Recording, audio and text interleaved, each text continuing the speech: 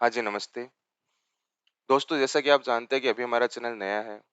Videos भी हम background voice में स्लाइड्स के माध्यम से बना रहे हैं। लेकिन ये मानकर चलिए कि हर एक टॉपिक को गहन अध्ययन करके उस पे वीडियो बनाया है।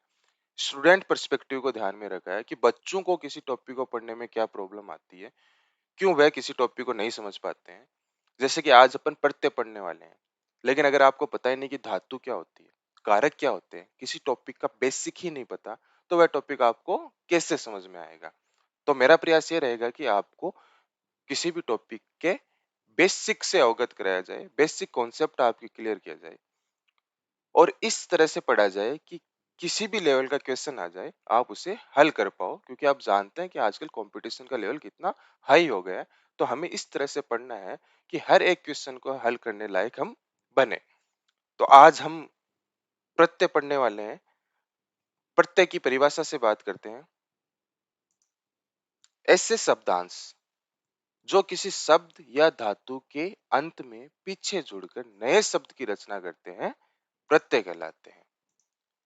उपसर्ग के उपसर्गों के बारे में आपने पढ़ा। उपसर्ग क्या होते हैं? उपसर्ग किसी शब्द के आगे जुड़कर नए शब्द की रचना करते हैं, जबकि प्रत्यय किसी शब्द के पीछे जुड़कर नए शब्द की रचना करते हैं। जैसे कि पुरुष एक शब्द है। अब पुरुष शब्द में अगर आपने पीछे त्व प्रत्यय लगा दिया तो पुरुषत्व शब्द बन गया, एक नया शब्द बन गया, एक नया अर्थ निकल के आ गया। सुंदर एक शब्द है, जिसमें यह प्रत्यय लगाने पर सौंदर्य बन गया और ता प्रत्यय लगाने पर सुंदरता बन गया। अपना एक शब्द है, जिसमें पन प्रत्यय लगाने पर अपनापन बन गया। दूर एक शब्द है, जिसमें ई प्रत्यय लगाने पर दूरी बन गई। लिख क्या है? लिख शब्द ना होकर लिख एक धातु है, मतलब मूल धातु है।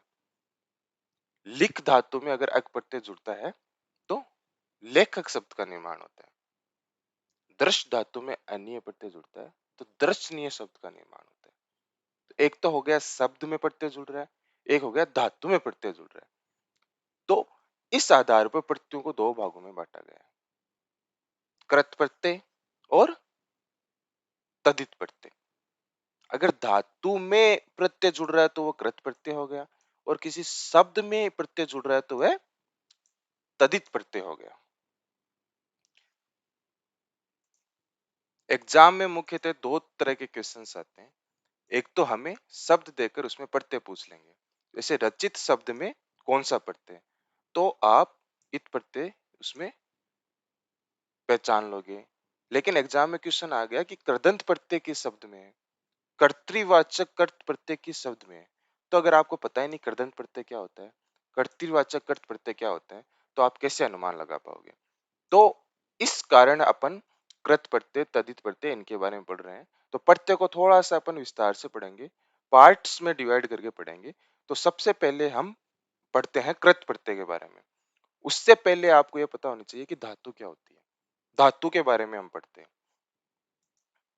धातु क्रिया के मूल रूप को धातु कहते हैं, अर्थात जिन मूल लक्षणों से क्रिया का निर्माण होता है उन्हें धातु कहते हैं।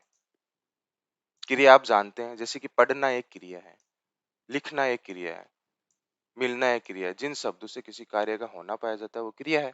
अब पढ़ना क्रिया किससे बनी है? पढ़ना क्रिया पढ़ धातु से बनी है। लिखना क्रिया किससे बनी है? लिख धातु से बनी है। जानना क्रिया किस धातु से बनी है? जा धातु से बनी है। आना क्रिया आ धातु से बनी है। अक्षरों से क्रिया का निर्माण होता है, उन मूल अक्षरों को धातु कहते हैं। समझ में आ रहा है? तो धातुएं क्या है? बेसिकली क्रियाओं के मूल रूप है। तो एक तो हो गया धातु और एक हो गया शब्द। तो धातु जैसे आप पहचान पा रहे हैं कि लिख एक धातु है, दृश्य एक धातु है। शब्द आप जानते हैं जो सामान्यतः आप देखते हैं शब्दों को, पुरुष हो गया, सुंदर हो गया, जो सर्वनाम संज्ञा सर्वनाम विशेषण होते हैं, ये शब्द होते हैं।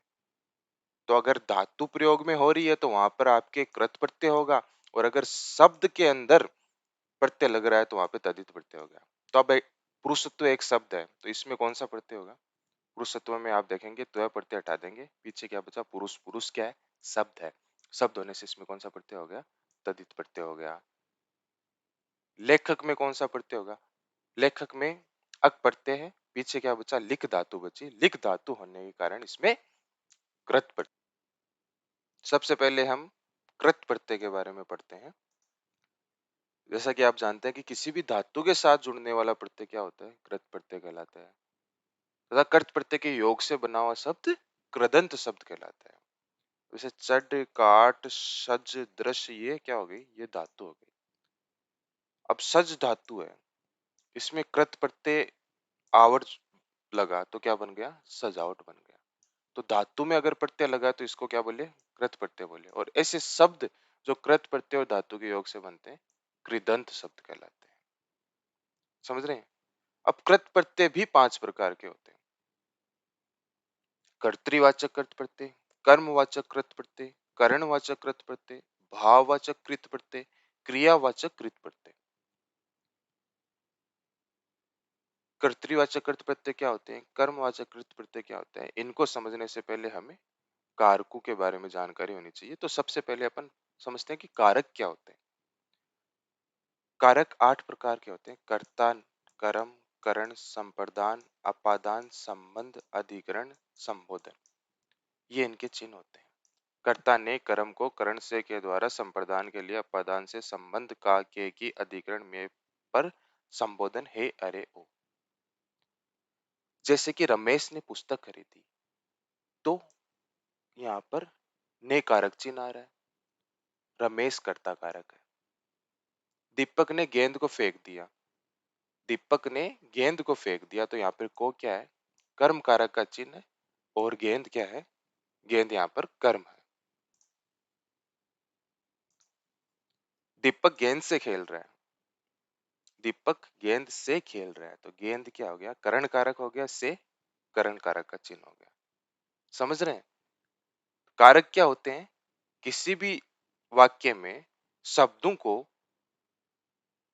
उसके प्रयोग के आधार पर अलग अलग भागों में बांटा है। कोई कर्ता होता है, कोई कर्म होता है, कोई करण होता है, कोई संप्रदान होते हैं। और कारक चिन्ह की सहायता से अपन पहचानते हैं कि वहां पे कौन से कारक का प्रयोग हुआ। जैसे यहाँ पे ने कारक चिन्ह आ गया तो आप पहचान पा रहे हैं कि रमेश कर्ता के रूप में प्रयोग हो रहा है। गेंद यहाँ कर्म के रूप में प्रयोग हो रही है। यहाँ पर गेंद है वो करण कारक के रूप में प्रयोग हो रही है। रमेश ने कमल के लिए पुस्तक खरीदी तो यहाँ पर क्या हो गया? आपके संप्रदान कारक हो गया। राहुल काम से जी चुराता है, यहाँ पर भी क्या हो गया? से चिन्ह आ रहा है लेकिन कारक कौन सा होगा? अपादान कारक होगा। क्यों होगा? क्योंकि यहाँ पे से आ रहा है वह अलग होने के भाव में आ रहा है। यहाँ पर भी से आ रहा है, यहाँ साधन का प्रयोग हो रहा है। जैसे दीपक गेंद से खेल रहा है लेकिन यहाँ क्या है? राहुल काम से जी चुराता है, काम से अलग हो रहा है। वह पथ से भ्रष्ट है। पथ से भ्रष्ट है तो वहां पर पथ से अलग होने का भाव प्रकट हो रहा है। इस तरह अलग होने का भाव प्रकट होने पे वहां पे अपादान कारक होगा। वह गाड़ी रमेश की है। की चिन्ह आने पर यहाँ पर संबंध कारक होगा। विजय घोड़े पर बैठा है तो यहाँ पर अधिकरण कारक हो गया। हे भगवान अब क्या होगा? तो हे यहाँ पर क्या है? संबोधन कारक है। तो कारकों के बारे में पढ़ा, कारकों की चिन्ह के बारे में पढ़ा, ने, को, से, के लिए। तो इनके बिना कोई भी कर्ता किसी वाक्य में क्रिया नहीं कर सकता। क्रियाओं को प्रदर्शित करने के लिए वाक्यों को आपस में, वाक्य में शब्दों को आपस में जोड़ने के लिए कारकों के चिन्ह की आवश्यकता होती है, कारकों की आवश्यकता होती है। तो अब अपन पढ़ते हैं सबसे पहले कर्तृवाचक कृत प्रत्यय। कृत प्रत्यय से बना हुआ कोई शब्द यदि वाक्य में कर्ता कारक के रूप में प्रयुक्त होता है तो वहां पर कर्तृवाचक कृत प्रत्यय माना जाता है। समझ रहे हैं कि प्रत्यय लगने से वह वाक्य में कर्ता की भूमिका निभा रहा है, कर्ता कारक की भूमिका निभा रहा है। जैसे लुटेरा लूट मचा रहा है, लेखक ने बहुत अच्छा किया। तो यहाँ पर आप देख पा रहे हैं क्या है? लेखक, लुटेरा, ये क्या कर्ता है। तो कर्ता अगर आ रहा है, कर्ता के अंदर कोई प्रत्यय लग रहा है तो वो कौन सा प्रत्यय होगा? कृतिवाचक कृत प्रत्यय होगा। जैसे कि लेखक के कर्ता है, लेखक में लिख प्लस अक, अक प्रत्यय है तो लेखक शब्द में कौन सा प्रत्यय है? तो आप कहेंगे कृतिवाचक कृत प्रत्यय है। ऐसे ही कर्मवाचक कृत प्रत्यय पढ़ते हैं। ऐसे प्रत्यय जो कर्म का अर्थ प्रकट करने वाले शब्दों का निर्माण करते हैं कर्मवाचक कर्तृ प्रत्यय कहलाते हैं। दर्शकों ने झूले को गिरा दिया तो कर्ता ने कर्म को, झूले को। तो यहाँ से आपको पता चल रहा है कि इसमें झूला कर्म के रूप में प्रयुक्त हो रहा है। तो झूला में कौन सा प्रत्यय है? झूल धन आ, आ प्रत्यय है झूला में। तो आ प्रत्यय यहाँ पर कौन सा हो गया? कर्मवाचक कृत प्रत्यय हो गया। नेक्स्ट पढ़ते हैं कर्णवाचक कृत प्रत्यय। कृत प्रत्यय के योग से बना कोई शब्द यदि वाक्य में करण कारक को प्रकट करता है तो वहां पर कर्णवाचक कृत प्रत्यय माना जाता है। बच्चा खिलौने से खेल रहा है, से के द्वारा दीपक गेंद से खेल रहा है, से के द्वारा होता है तो वहां पर क्या होता है, वहां पर आपके होता है करण कारक। तो यहाँ से आप पहचान पा रहे हैं कि खिलौना में क्या होगा, खिलौना में आप पहले प्रत्यय पहचाने की ओना प्रत्यय, लेकिन ये कौन सा प्रत्यय है, तो आप कहेंगे कि अगर इस वाक्य में देखा जाए तो खिलौना में कर्णवाचक कृत प्रत्यय है। और इस वाक्य में अगर खिलौना का प्रयोग हो रहा है तो वहां पे यहाँ पर बच्चे ने खिलौने खिलौने को तोड़ दिया, तो यहाँ पर खिलौना क्या हो गया, एक कर्ता ने कर्म को, कर्म की भूमिका निभा रहा है। तो इस वाक्य में तो खिलौना में क्या है, कर्मवाचक कृत प्रत्यय है, और इस वाक्य में खिलौना में क्या है, कर्णवाचक कृत्य प्रत्यय है। अब एग्जाम में डायरेक्ट शब्द आ गया जैसे कि लेखक में कौन सा प्रत्यय है, तो यहाँ पर आप आसानी से बता सकते हैं कि यहाँ पे कौन सा होगा, कर्तृवाचक कृत प्रत्यय होगा, न तो क्रमवाचक होगा, न कर्मवाचक होगा, न भाववाचक होगा। अब आपके मन में ये डाउट होगा कि खिलौना में अगर पूछ ले, केवल शब्द देते खिलौना कि इस शब्द में कौन सा प्रत्यय है, तो वहां पर अगर कर्मवाचक भी दे दे कर्णवाचक भी दे तो कौन सा करे, तो दोनों ऑप्शन नहीं मिलेंगे, आपको एक ही ऑप्शन मिलेगा। लेकिन ये तो श्योर है ना कि इसमें कर्तृवाचक कृत प्रत्यय नहीं है, ये कर्ता के रूप में तो खिलौना प्रयोग होगा ही नहीं, ये तो या तो कर्म के रूप में हो रहा है या करण के रूप में हो रहा है। तो अगर आपको ज्यादातर क्वेश्चंस आएंगे तो वो कर्ता पे आएंगे कि लुटेरा लेखक में कौन सा प्रत्यय, तो आप आसानी से पहचान पाओगे कर्तृवाचक अर्थ प्रत्यय।